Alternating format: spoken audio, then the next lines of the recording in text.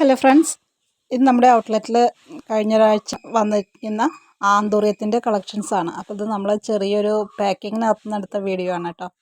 അപ്പോൾ ഈ കാണുന്ന സുന്ദരിമാരെല്ലാം നമുക്ക് പോകാനായിട്ട് തയ്യാറായിട്ടിരിക്കുകയാണ്.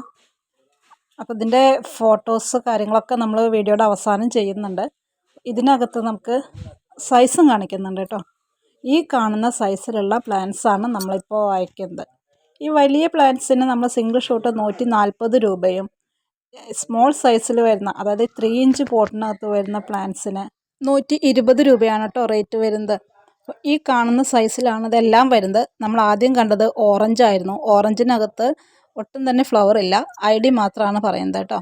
പിന്നെ വൈറ്റ് പ്ലസ് പിങ്ക്, പിന്നെ റെഡ്, ബ്രൗണ്, ഈ 4 കളറുകളാണ് 3 ഇഞ്ച് പോട്ടിനകത്ത് വരുന്ന പ്ലാന്റ്സിന് 120 രൂപ പ്ലസ് കൊറിയർ ചാർജ് 80 രൂപയാണ് കേട്ടോ. DTDC വഴി ആകുമ്പോഴാണ് നമുക്ക് 80 രൂപ കൊറിയർ ചാർജ്. സ്പീഡ് പോസ്റ്റ് ആകുമ്പോൾ ചാർജ് 100, 120 ആ ഒരു റേഞ്ചിലേക്ക് വരും. അപ്പോൾ ഇതൊക്കെയാണ് ഓരോ പ്ലാന്റ്സിൻ്റെയും സൈസ്. ഇൻഡോറായും ഔട്ട്ഡോറായൊക്കെ നമുക്ക് ഒരേപോലെ വളർത്താൻ പറ്റുന്ന ഒരു ചെടിയാണ് കേട്ടോ. പിന്നെ ഒരുപാട് വെളിച്ചത്തിൻ്റെ ആവശ്യമില്ല, ലൈറ്റ് ഷെയ്ഡിനകത്തൊക്കെ നമുക്കിത് വെച്ച് പിടിപ്പിക്കാം.